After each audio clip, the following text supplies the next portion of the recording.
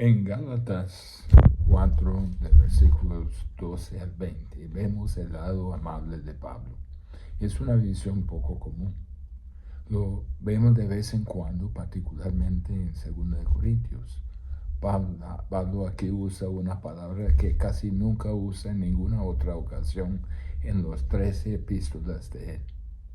Está en el versículo 19, donde dice, hijitos míos. En su mayor parte, esto no se trata de teología, no hay referencias al Antiguo Testamento. Aquí es donde su corazón toma el control. No ha terminado.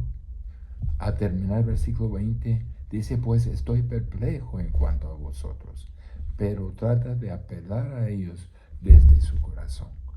Juan usa esa palabra con frecuencia, pero solo aquí Pablo la usa.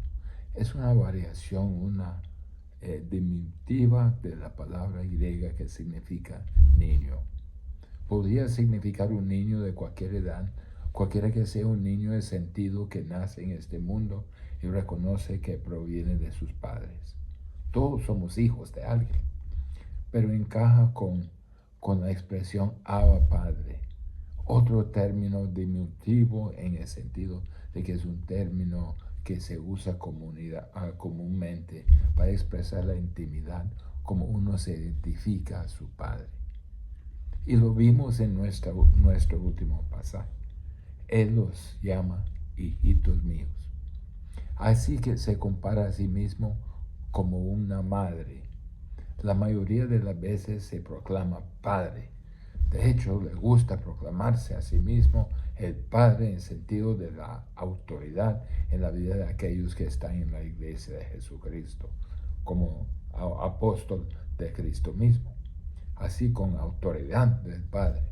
Pero aquí, él se representa a sí mismo en el versículo 19, donde dice, hijitos míos, se imagina a sí mismo como una mujer en trabajo de parto, hasta que Cristo sea formado en vosotros. Ese es el lado suave, podría decir, del apóstol Pablo. En 2 Corintios 10:1, Pablo mismo se refiere a la mansedumbre y ternura de Cristo. Así que vemos a Pablo mientras expresa su corazón amoroso a los amados cristianos en Galacia.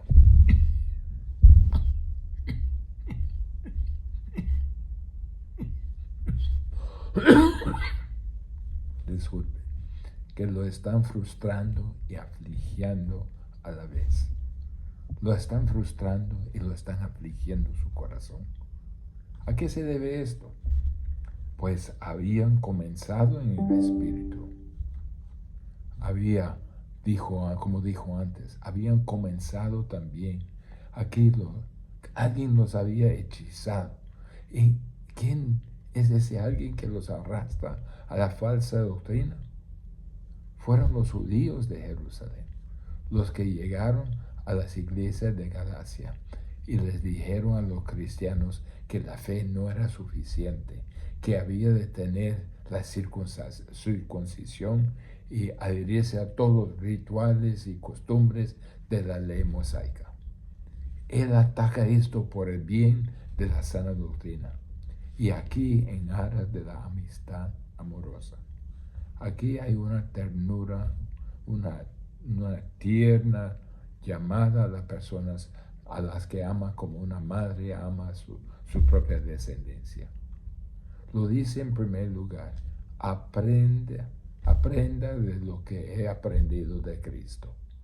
Mire en Gálatas 4:12, dice, os ruego, hermanos, que os hagáis como yo, porque yo también me hice como vosotros. Os ruego, hermanos, es un verbo muy fuerte. Ahora está pidiendo. No es tanto que el padre que manda como la madre que suplica. Pero es una actitud fuerte detrás de este ruego. Él los identifica primero como hermanos. Dice, os ruego, hermanos. Es como familiar, que os hagáis como yo. Ahora, ¿Qué creen ustedes que quiere decir con eso?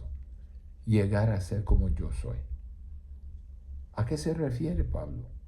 Quiero decir, Pablo, estoy libre de la ley mosaica. Si regresamos al capítulo 2, versículo 19, dice, porque yo por la ley soy muerto para la ley, a fin de vivir para Dios. Con Cristo estoy juntamente crucificado. Ha sido liberado, ha sido separado de las costumbres y ritos mosaicos, de la circuncisión, las ceremonias, todas las cosas que la acompañaban. No está separado de la moralidad. No está separado de la naturaleza divina y de las definiciones de justicia que son para siempre, sino está libre de las fórmulas mosaicas, las externas. Yo he sido liberado de ellos. Ya no tengo nada que ver con ellos, dice Pablo. He sido liberado de ellos. Ahora vivo libre en Cristo. Ahora vivo bajo la gracia. Ahora vivo en unión con Cristo. Y lo que no podía hacer por medio de la ley, porque era débil en mi carne, ahora lo puedo hacer por medio de Cristo, que es fuerte en mí. Me he desconectado de toda esta antigua religión mosaica. Entonces les dice, sé como yo soy, desconéctete de esas enseñanzas de los judaizantes, desconéctase. ¿Por qué? Porque dice, yo también me hice como vosotros. ¿Se acuerda de 1 Corintios 9:19, donde dice, siendo libre de todos, me he hecho siervo de todos para ganar a mayor número? Así que cuando vine a vosotros como gentiles, entré en su cultura, en su mundo, y no traje mis tradiciones judías. Vine a ti como si fuera un gentil. Como judío tenía toda esta prescripción legal que me ataba. Como judía me gustaba. Estaba profundamente metido en ello. Lo observé todo, viví bajo ello hasta que llegué al encuentro de Cristo. Y Cristo perdonó mi pecado, me concedió su justicia y me liberó de la esclavitud del legalismo. Mire lo que dice en otra epístola, Filipenses 3, 4-6. Aunque yo tengo también que confiar en la carne. Si alguno piensa que tiene de qué confiar en la carne, yo más, circuncidado el 8º día, del linaje de Israel, de la tribu de Benjamín, hebreo de los hebreos, en cuanto a la ley fariseo, en cuanto a celo perseguidor de la iglesia, en cuanto a la justicia que es en la ley, irreprensible. Llegué al nivel más extremo de interpretación y adherencia a la ley mosaica. Hasta donde la gente podía ver, nunca violé la ley mosaica hasta que conocí a Cristo. Seguía en los siguientes versículos a decir, yo tenía todo esto, pero mire mi reacción. Dice, pero cuántas cosas eran para mi ganancia, las he estimado como pérdida por amor de Cristo. Y ciertamente aún estimo todas las cosas como pérdida por la excelencia de conocimiento de Cristo Jesús, mi Señor, por amor del cual lo he perdido todo. Y lo tengo por basura, para ganar a Cristo y ser hallado en Él, no teniendo mi propia justicia, que es por la ley, sino la que es por la fe de Cristo, la justicia que es de Dios por la fe. Mire, dice, todas esas cosas mosaicas, todas esas cosas que eran parte de la religión externa judía del Antiguo Testamento, eran basura para mí. Era peor. La palabra por basura se refiere a excremento, repugnante. Renuncié a todo ese comportamiento de justicia propia por la verdadera justicia que es en Cristo Jesús. no es la ley moral que se separa, es la externa, la que él había dejado a un lado. Y esa estructura religiosa, esas cosas externas, las que había dejado a un lado. Había abandonado las costumbres de su pueblo, había abandonado la tradición de sus padres. Ya no vivía bajo la religión del judaísmo del Antiguo Testamento.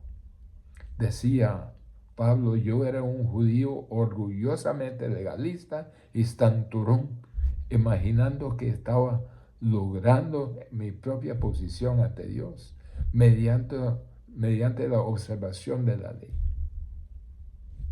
Entonces fui expuesta al Evangelio y por la gracia y fe en Cristo fui liberado de todo eso, por lo cual nunca podría ser redimido. Ese es el reino en que vivo. Ya no observo ceremonias ni rituales. Lo que está pasando es que los Gálatas son gentiles, que nunca tuvieron nada que ver con la religión mosaica. ¿Qué es lo que está pasando? Dice Pablo. Se les dice que deben volver a la religión mosaica si esperan ser salvos de su pecado de juicio. Y Pablo dice, ¿y ahora quieres volver a eso de que nunca fue parte de su vida en primer lugar? No, sé como yo, porque yo me he hecho como usted. Yo tenía todas las ventajas del judaísmo, tenía todas las ventajas a nivel más alto posible. Esa devoción a la religión judía. Y todo se ha ido, todo es basura, todo está vacío. Y ahora me he vuelto, por así decirlo, como un gentil libre de eso. No vuelva a aquello de lo que he sido liberado. Ya no están bajo la ley mosaica, están en Cristo. Entonces, en primer lugar, Pablo dice, aprenda de lo que yo he aprendido de Cristo. En segundo lugar, dice, recuerda de dónde empezamos. Pablo dice en versículo 12, la segunda parte, ningún agravio me habéis hecho.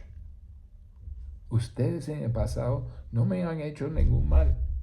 Recuerda cuando llegué a ustedes por primera vez, en ese primer viaje misionero, y vine a Galacia y prediqué el Evangelio en estas diversas ciudades, y las iglesias fueron formadas. Y hay por lo menos 4 de esas iglesias. No tengo constancia de que me hayas rechazado. Esta experiencia está registrada en capítulos 13 y 14 de Hechos. Dice como si fuera, llegué a esa región, viví contigo como si fuera un gentil, dejando a un lado esas tradiciones mosaicas. Y me acogiste y viste lo que hacían los judíos, lo malo que me habían hecho. Leamos una porción de esto. Hechos 13, 14 a 14, Hechos 13, 44 a 45.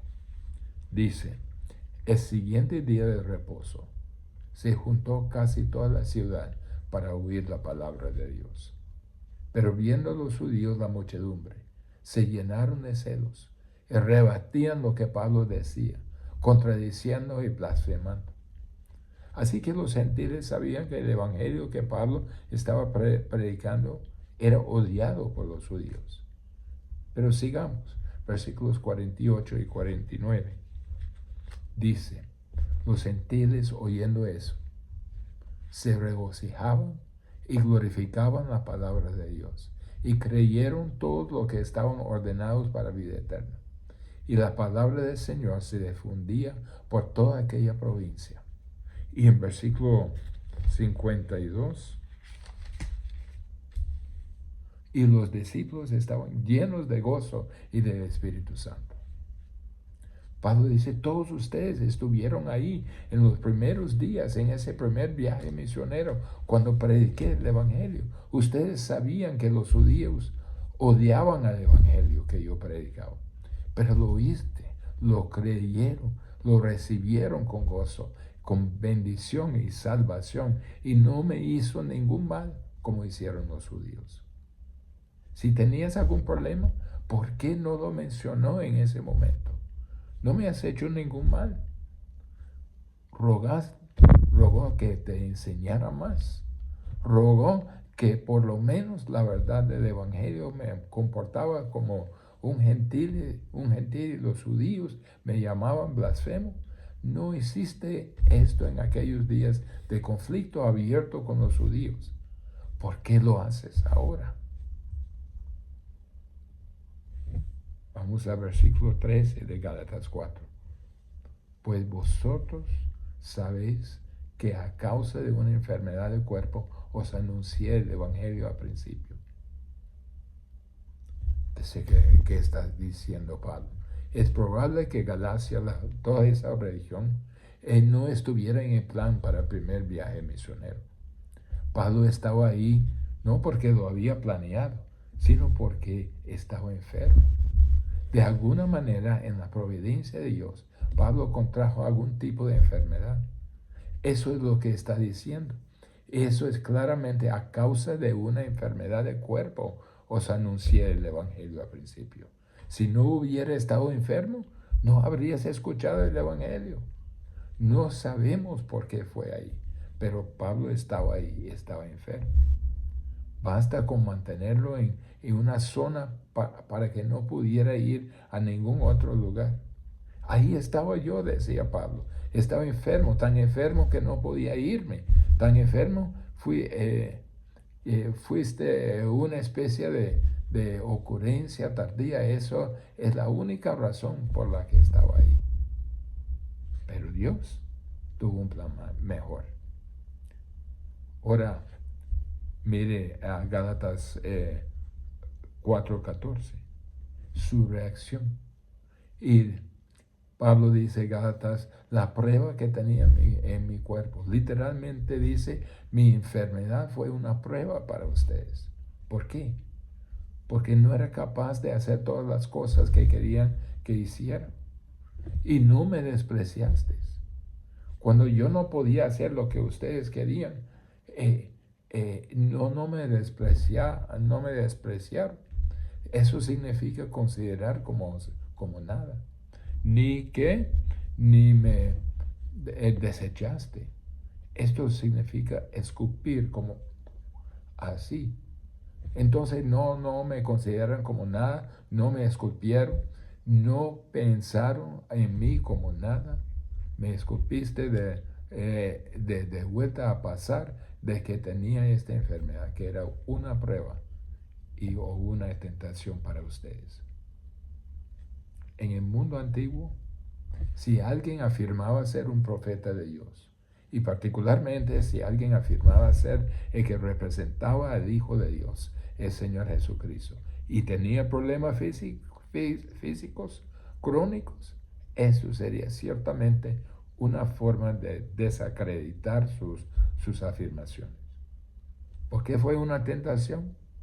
Los judíos en primer lugar creían que si tenías una enfermedad, esto era el juicio de Dios y porque usted había hecho algo malo. Y los gentiles tenían la misma creencia. Pablo, seguro de cuando estaba enfermo, dice, me van a rechazar. Pero todo lo contrario. Miren lo que dice. Antes bien, la última parte de 14. Antes bien me recibiste como a un ángel de Dios, como a Cristo Jesús. ¡Wow! ¡Qué declaración increíble! Y eso muestra la obra del Espíritu de Dios en sus corazones. Ustedes me recibieron, no cedieron a la tentación de juzgar al mensajero y juzgar el mensaje por mi apariencia externa, por mi enfermedad física, pero me recibió como si yo fuera un ángel de Dios o de Cristo Jesús mismo. no se acuerda de estos días. Pablo sigue adelante, versículo 15. ¿Dónde pues está esa satisfacción que experimentabais? ¿Qué pasó? ¿Cómo se llegó a esto? Estaban tan felices conmigo, estaban regocijados, llenos de alegría. Los discípulos se multiplicaban a la medida que proclamaron el Evangelio. Experimentaron una alegría inefable, llena de gloria. Experimentaron la obra del Espíritu Santo. Tenían plena confianza en mí, que a pesar de mis graves insuficiencias humanas, me recibieron como si yo fuera el mismo Jesús. ¿Dónde está entonces esa sensación de bendición que tuvieron? La bendición puede ser felicidad o satisfacción, pero ¿dónde está esa sensación de satisfacción que tenían? ¿Cómo podrían cambiar? Eso es tan preocupante para Pablo. Y es por eso que dijo en el capítulo 4, versículo 11, temo por vosotros, que tal vez he trabajado en vano por vosotros. Está pensando, se desperdició todo esto, pero originalmente recuerda los devotos que eran de mí. Versículo 15, la segunda parte. Porque os doy testimonio de que si hubieses podido, os hubiera sacado vuestros propios ojos para dármelos. Los trasplantes no eran posibles en aquel entonces, pero si lo hubieran sido, me habrías dado sus ojos. Me querían tanto que hubiera renunciado a sus propios ojos para mejorar mi vista. Ahora la pregunta, versículo 16. ¿Me ha hecho pues vuestro enemigo por deciros la verdad? ¿Cómo puede ser esto? Lo único que puede concluir es, tal vez ya no quieren la verdad. Fue por la verdad que me amó. No fue por mi personalidad. No era por mi apariencia, que era despreciable. Me amaron por la verdad que les di. Y yo era tan precioso para ustedes, que me hubiera dado sus propios ojos para sostenerme en la proclamación de esa verdad. Y ahora de repente, a decirles la verdad, me he convertido en su enemigo. ¿Ahora crees en los judaizantes que nunca tuvo en su pasado y cree que yo soy mentiroso? Hermanos, dice, recuerda dónde empezamos. Ahora tenga cuidado con aquellos que buscan utilizarles para su propia ganancia. Versículo 17. Tienen celo por vosotros, pero no para bien, sino que quieren apartaros de nosotros para que vosotros tengáis celo por ellos. Deberíamos conocer este versículo. Ese versículo se aplica a toda la religión falsa y a todos los maestros falsos. Es un versículo definitivo. Tiene celo por vosotros. Eso se refiere a los judaizantes que enseñaban sus mentiras mosaicas. Les cortejan, hacen un escándalo por ustedes para conquistarles, favorecerles. Tiene celo es tener una profunda preocupación. Ellos, estos falsos maestros, persiguen agresivamente a los gálatas. Así es con la religión falsa. Es una religión buscadora. Son agresivos. La religión falsa se está extendiendo como un incendio forestal por todo el mundo de hoy. En 2 Corintios 11 dice que Satanás está disfrazado como ángel de luz, igual a sus emisarios y embajadores. Mateo 23, y van por todas partes haciendo hijos dobles del infierno. Y hay hijos del infierno. Ahora, cuando usted se mete en esa religión falsa, usted es doblemente hijo del infierno. Pero ellos lo buscan, ellos tienen celo para usted, pero no para bien. Lo buscan ansiosamente y no de manera digna de elogio. No honorablemente, no honestamente, no con ningún propósito loable, como todas las sectas falsas, los maestros falsos, las religiones falsas. Quieren apartaos de nosotros para que vosotros tengáis celo por ellos. ¿Por qué quieren que lo busques? Porque representan el reino de Satanás. Hacen lo que hacen por dinero. Los falsos maestros lo hacen según las escrituras. Lo quieren apartados. Literalmente lo quieren excluirles de los beneficios de la verdadera salvación, de caminar con Cristo y de vivir en el poder de Cristo. Quieren excluirle de la libertad en Cristo. Quieren cerrar la puerta. Quieren poner una barrera. Y luego quieren que se dé vuelta y lo busques a ellos. Gálatas 6:12 dice: todo lo que quieren agradar en la carne, estos os obliguen a que os circuncidéis solamente para no padecer persecución a causa de la cruz de Cristo. Están haciendo una buena demostración en la carne para obligarles a ustedes a ser circuncidados. Les persiguen. El corazón de Pablo está realmente afligido aquí. Está realmente roto, quebrantado, porque está viendo lo que siempre hacen los falsos maestros. Pedro también escribió de esto. Segundo de Pedro 2:1-3. Pero hubo también falsos profetas entre el pueblo, como habrá entre vosotros falsos maestros, que introducirán encubiertamente herejías destructoras, y aún negarán al Señor que los rescató, atrayendo sobre sí mismos destrucción repentina. Y muchos seguirán sus disoluciones, por causa de los cuales el camino de la verdad será blasfemado.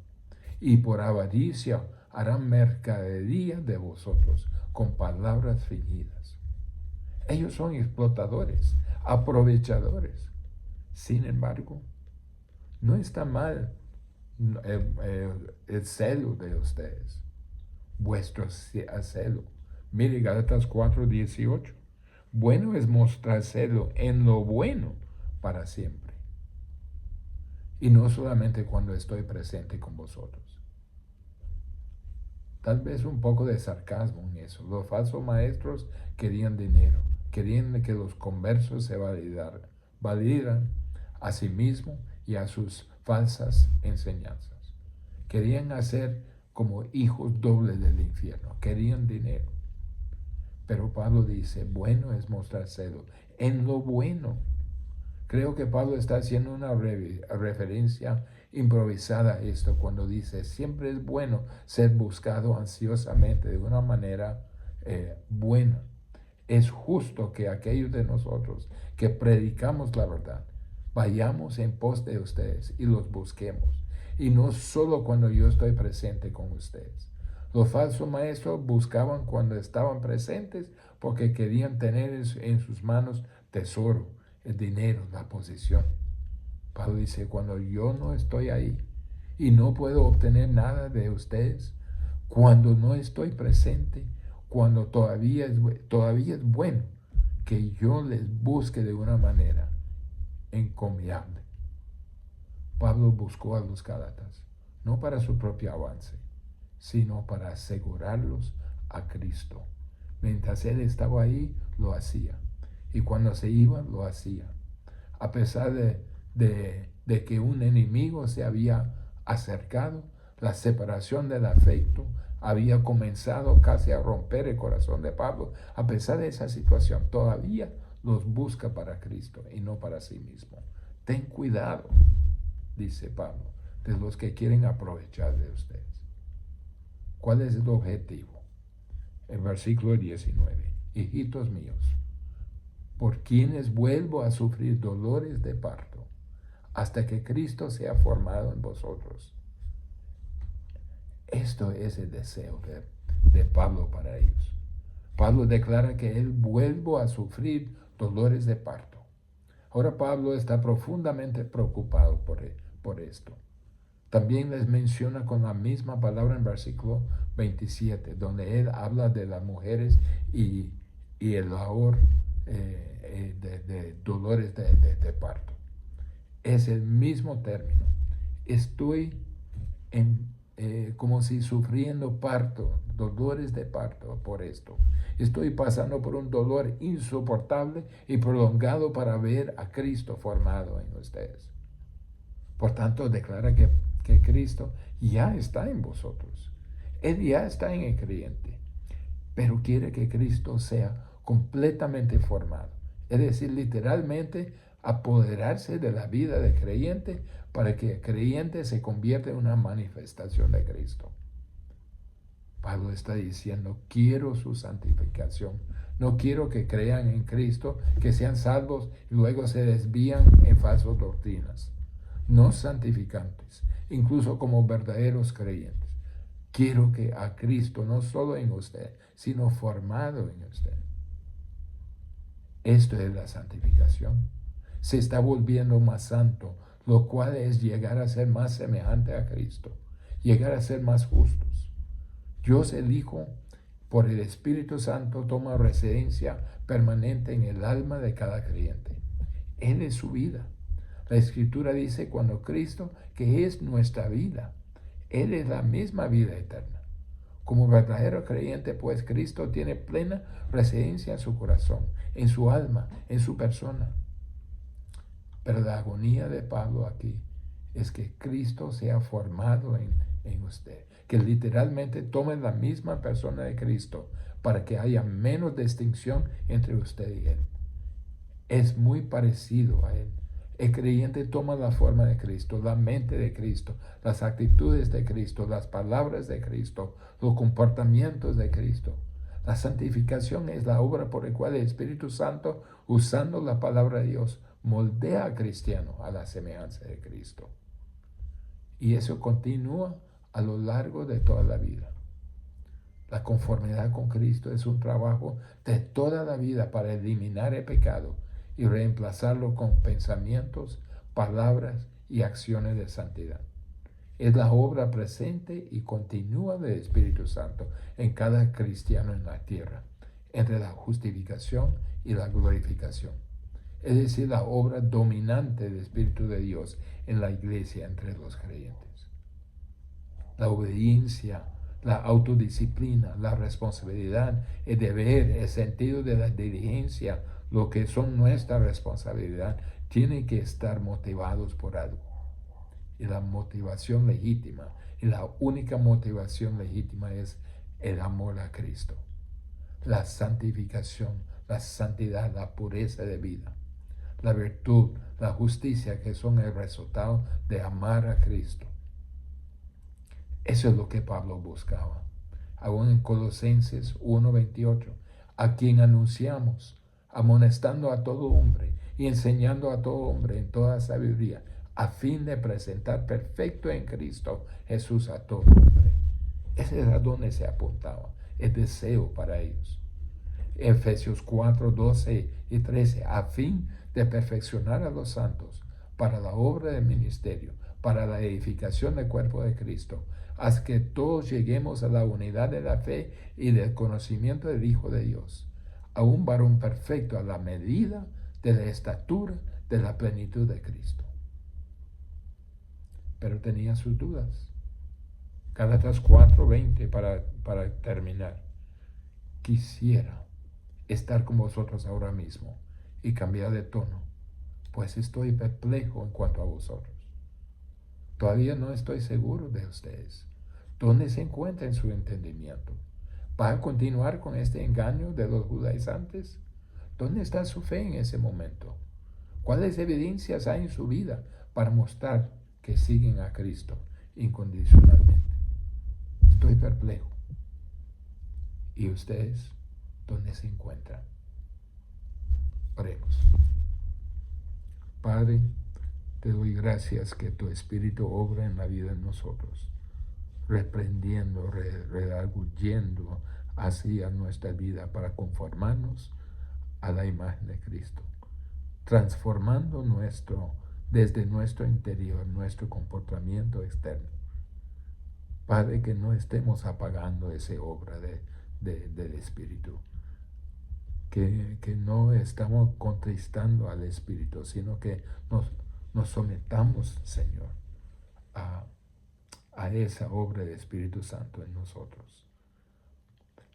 Gracias, Padre, por esta porción y que nos reta a ser como Cristo.